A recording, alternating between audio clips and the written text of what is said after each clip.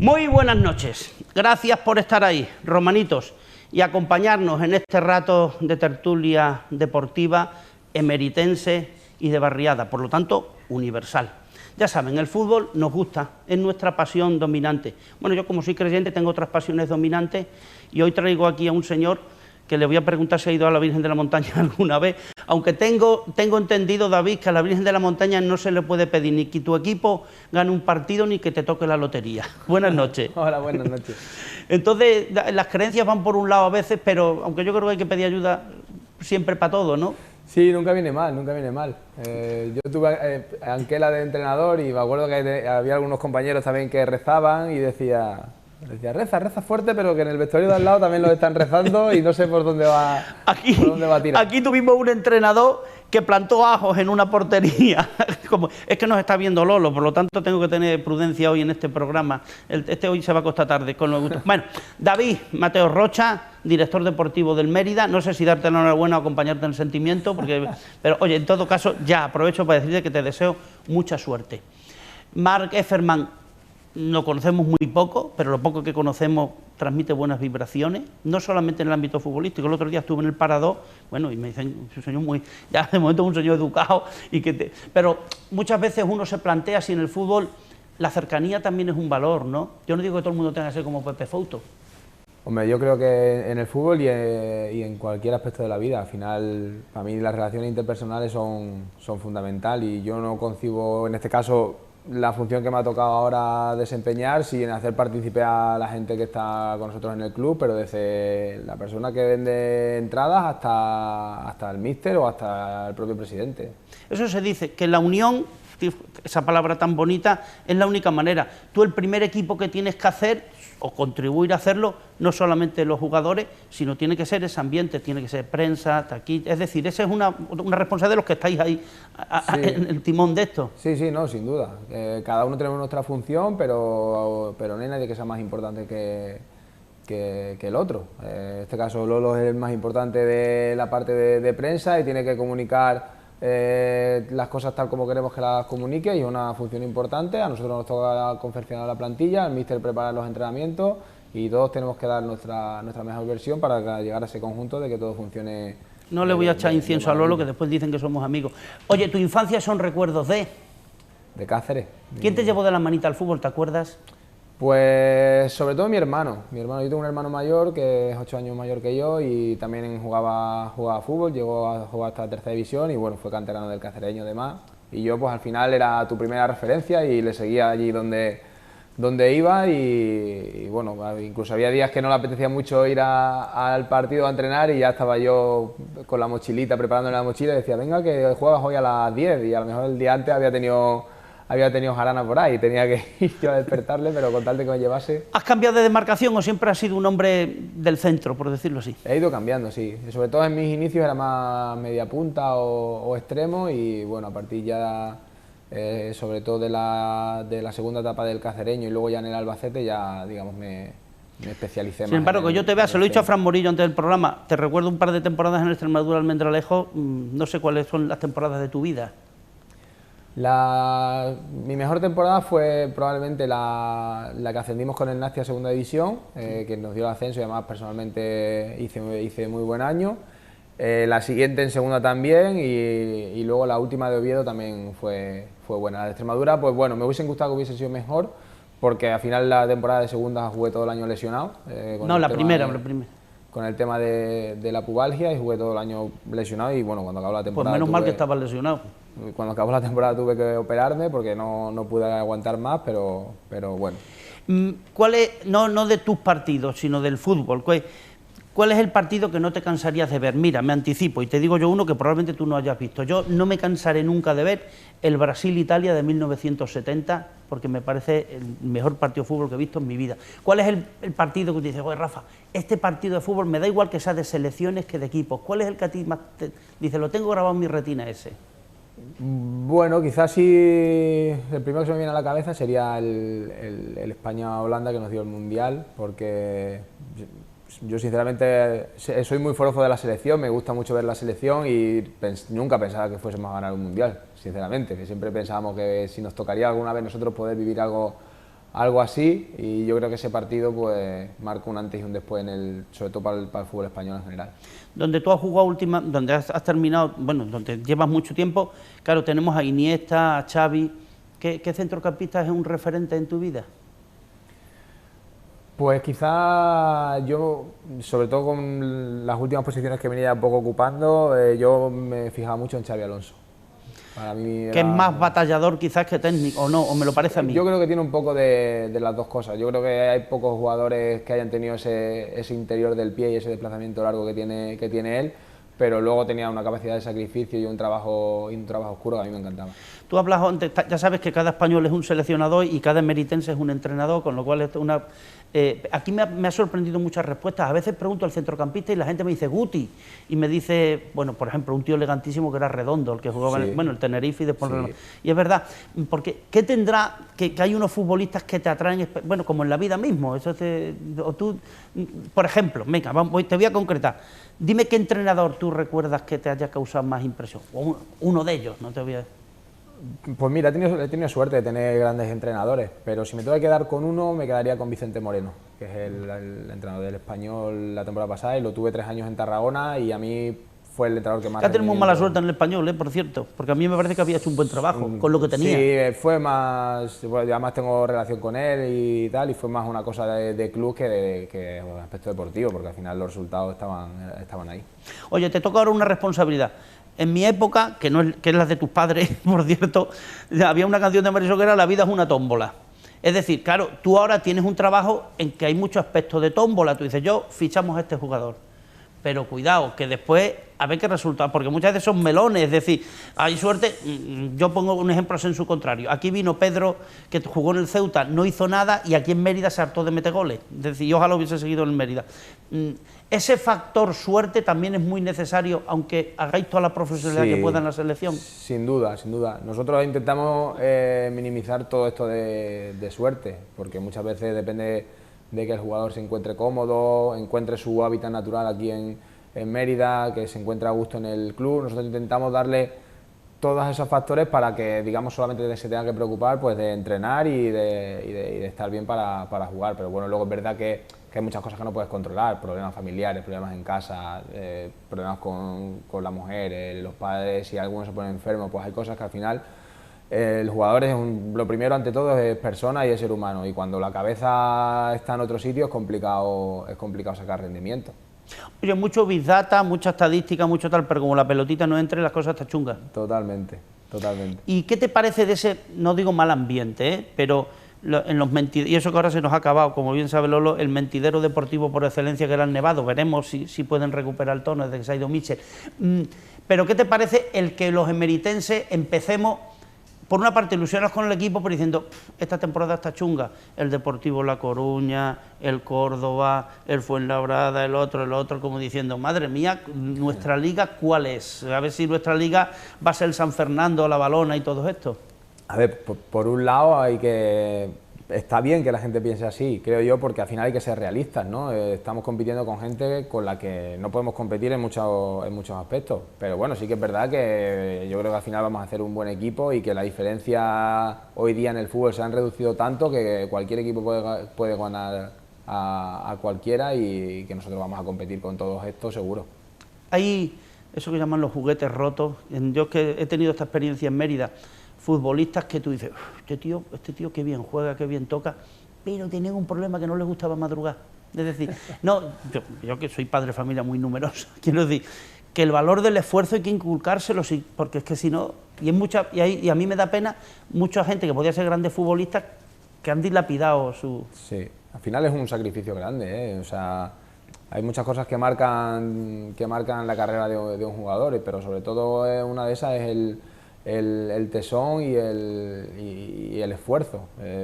Yo no voy a hablar de nadie, pero te hablo, por ejemplo, en mi caso.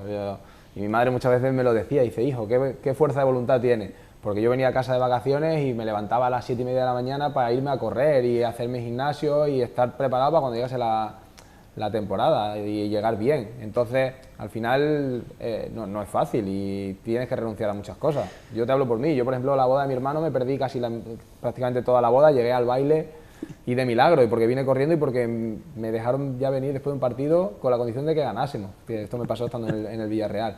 Entonces al final son esfuerzos que tienes que hacer y muchas veces compensa, otras veces no, pero hay que hacerlo. Faltan referentes deportivos, parece que estoy enfocando esto negativamente, te quiero decir, yo hace unos años cuando en el Imperio siempre decía, tú de mayor tienes que ser como Indurain o como Rafael Nadal o como tal, pero claro, esto se rompe abruptamente cuando el mejor futbolista del mundo es Diego Armando Maradona, porque tú de mayor ser como Maradona, que era el mejor futbolista del mundo, sí. Pero no, es decir, ¿cómo se puede ser buen futbolista siendo, no me atreveré a decir mala persona, pero controvertido, como en su vida privada? Sí, bueno, al final son genios, ¿no? Y hay cosas que es difícil de controlar, pero bueno, hay otros grandes referentes que sí que engloban todo. A mí personalmente, por ejemplo, Pau Gasol me encanta. Y hasta el hermano me gusta, fíjate lo que ha hecho Omar en el Girona. Evidente también. Oye, yo aquí lo he dicho en el programa, pero te la vuelvo a hacer la pregunta. El fútbol no está ni en la cabeza, el fútbol en el Mérida no está ni en la inversión de Mark Hefferman, ni en la cabeza de David Mateo Rocha, ni siquiera en lo que puede hacer Patiño o Losada, está en las piernas de los jugadores. Los protagonistas son ellos, o sea, al final es como te decía antes, nosotros intentamos hacer todo lo posible para darle a ellos las mejores condiciones para que estén bien y saquen su mejor versión. Al final el fútbol es de los futbolistas, está claro. Yo nunca he cuestionado la profesionalidad de la gente del Mérida porque no me parece bien, pero sí que he cuestionado que en las últimas 5 temporadas que a veces notábamos falta de compromiso, quiero decir, los cérrimos, como yo, que llevo ya ves tú, llevaré 55 años yendo al fútbol en Mérida. No es que sea, esto es como en una orquesta, a veces no hace falta ser un entendido en música para ver que alguien desafina. Y muchas veces tú piensas, bueno, esto no es un tema del entrenador, esto alguien tendría que decirle, oye, que tú cobras, que tú eres un profesional, esfuérzate más. Yo sé que esto es complicado, David, pero ¿tú cómo lo enfocarías, por ejemplo? Hombre, yo no te puedo hablar de más de 2 años para atrás, pero sí que te digo que yo en las 2 plantillas que he estado aquí en Mérida no hay nadie al que te pueda decir que tuviese falta de compromiso, todo lo contrario. Incluso esta última temporada, que fue un poco montaña rusa y que en algún momento se nos pudo acusar de que parecía que queríamos hacerle la cama o echar, en este caso, a De los Mozos, pero todo lo contrario, las semanas eran de un trabajo brutal porque el equipo quería ganar, pero había un bloqueo tan grande que es que no salía nada, ¿no? Oye, te voy a preguntar por un entrenador, ya me dirás, ¿por qué lo preguntas? Es que me has dicho Vicente Moreno. A mí, lo digo porque me ha impresionado los últimos años. Te estoy hablando de un señor que se llama Miguel Ángel Sánchez Muñoz, conocido Michel, que ha ascendido ya a 3 equipos, creo. El Huesca sé que lo ascendió, bueno, ahora ha ascendido precisamente al Gerona. Y no sé si ha ascendido, sí, antes Huesca, Gerona, después te diré quién ha ascendido, que ahora no me acuerdo. ¿Y el Rayo? Bueno, y el suyo, el Rayo. Primero fue el Rayo. Pero es que es un tío que empezó de barriada, como esto me acuerdo de la frase de Diego Armando Maradona, que él se crió en una barriada privada de luz, privada de agua. Bueno, es decir, es esta pillería que tienen los que se han criado así en la calle, pero que después hace unas declaraciones sensatísimas. Es un tío que cae bien, vaya. Sí. Bueno, yo cuando me he enfrentado a él y las veces que le he escuchado hablar además, es que para mí hoy día cada vez se está aprendiendo un poco más en el fútbol el ser normal, y cada vez que parece que el que tiene que salir adelante de una cámara tiene que armar se instauró un poco la política esta que había entre Mourinho y las guerras y las peleas, y parece que había que montar un pollo cada vez que uno se ponía delante de una cámara, y al final yo creo que el secreto es ser normal y Michel es un tío normal. Bien, ¿qué cualidad aprecias más en un futbolista? El trabajo. Bien, no, sí, eso también va a ser una responsabilidad tuya. Bueno, no, a partir de ahora no, ya la tiene. ¿Qué árbitro es el que te ha impresionado en toda tu carrera deportiva? Me impresionó un poco una eliminatoria de Copa del Rey contra el Athletic Bilbao, cuando estaba yo en el Albacete, que nos pitó Mateu Laoz, y me impresionó porque se sabía todos los nombres nuestros y hablaba mucho con nosotros, que por cierto me han dicho que eres atlético, ¿no? Sí, soy del equipo del pueblo. Le decía a Lolo que igual tienes que besar por donde pase, porque yo estaba en el Albacete que eliminó al Atlético de Madrid y vino el Cholo. No te creas, aquí tengo al del Real Madrid, que es Frank, que me tiene amargado. Y mi padre y mi hermano también son atléticos y siempre les digo digo. Le digo que si el Atlético ha ganado algo, gracias en parte a mí, que nosotros eliminamos al Atlético de Madrid y a partir de ahí vino el Cholo. Yo soy del equipo del pueblo, sí, es otra manera de sufrir y de darte cuenta que la vida todo es efímero y que las alegrías duran poco. Y después soy muy crítico con el daño que el Real Madrid hace al fútbol, claro, eso está claro. Al fútbol, no solo en España, el daño que... Pero sí que tengo que reconocer eso, que es de los pocos equipos, el Madrid imprime carácter, es una cosa que te tienes que alegrar. Y dices, bueno, ¿y estos tíos qué hacen? Ahora que ha cogido a dos enanitos de defensas centrales, los córner que saque el Madrid esta temporada pueden ser apoteósicos. Dios, que te saca para adelante. Oye, ¿qué periodista deportivo, si es que tienes alguno?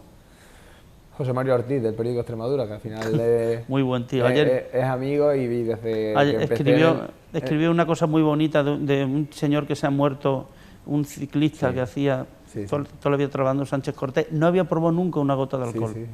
Después fíjate, pero en fin, esto es... Dime un deporte que no sea el fútbol que a ti te guste. Correr, me gusta salir a correr y evadirme un poco, pensar en mis cosas. Claro, yo no puedo decir que es para ti el fútbol, porque aquí muchas veces a los que traigo les pregunto, es una pasión, un entretenimiento, porque es tu trabajo profesional. Pero si tú tuvieras que ver un partido de fútbol, ¿con qué compañía te gustaría verlo? ¿O solo? Porque mucha gente prefiere verlo solo, fíjate, qué cosa más rara. Me gusta, no, es verdad que yo tengo una niña pequeña, 5 años, y es más difícil compaginarlo, pero siempre me gusta ver los partidos con mi mujer porque me resulta gracioso cómo los vive y se... Ah, o sea, que tú lograste que a tu mujer le gustara el fútbol también. Sí, mi mujer. ¿Pero ya de novio o fue una cosa fruto del contrato matrimonial?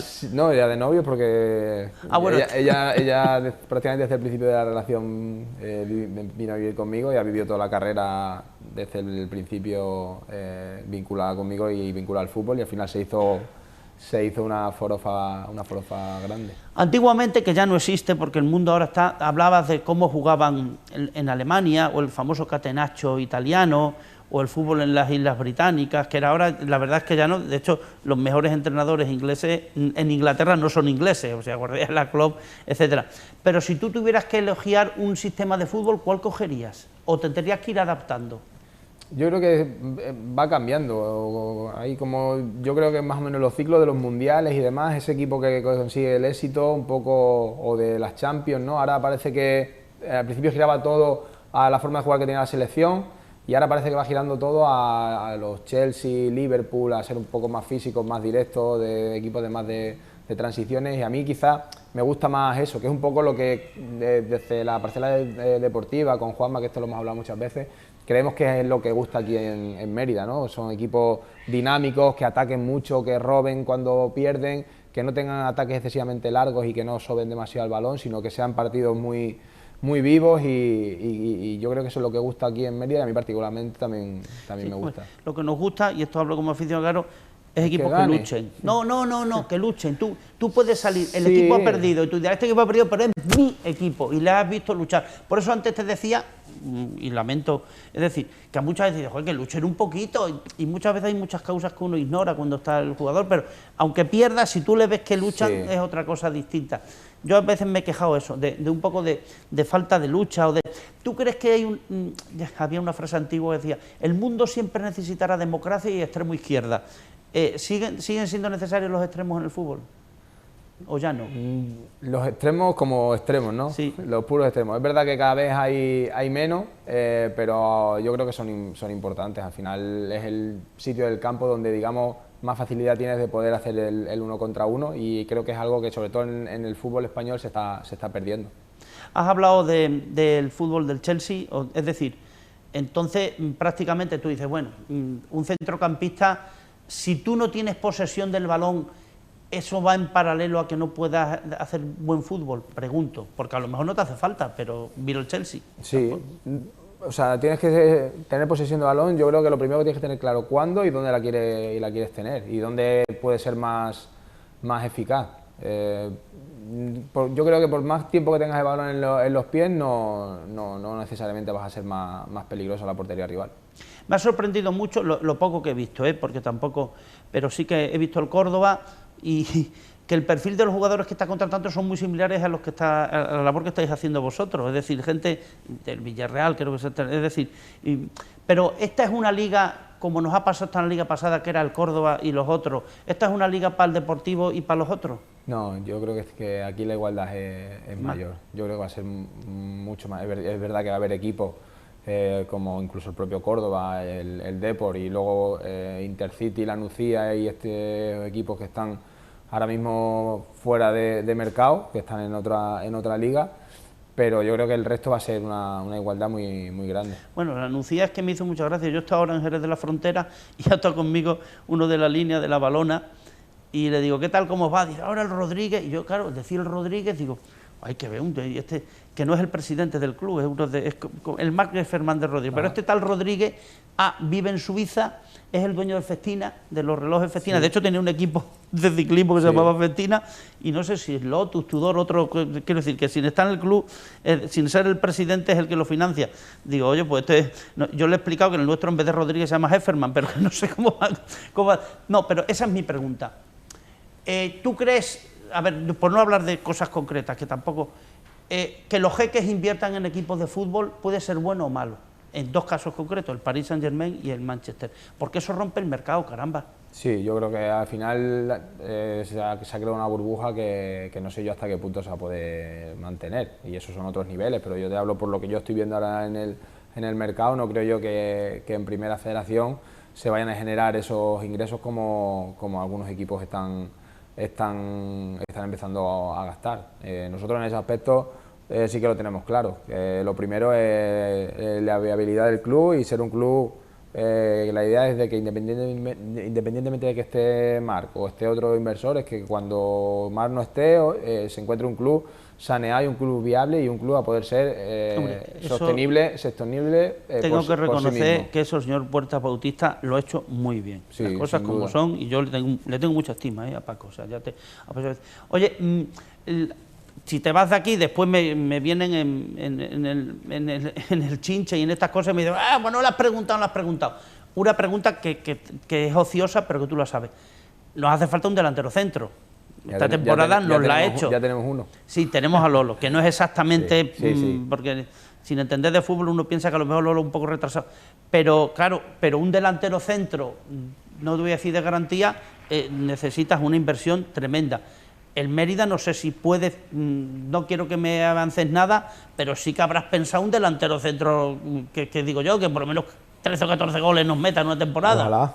Ojalá. A ver, ojalá no, dímelo, tú que eres el que te estás trabajando este asunto. Sí, no, está claro que al final es donde todo el mundo queremos acertar, pero como te decía antes, no vamos a ser los primeros en elegir, porque el que viene de haber hecho 14 o 15 goles este año en Primera Federación, pues...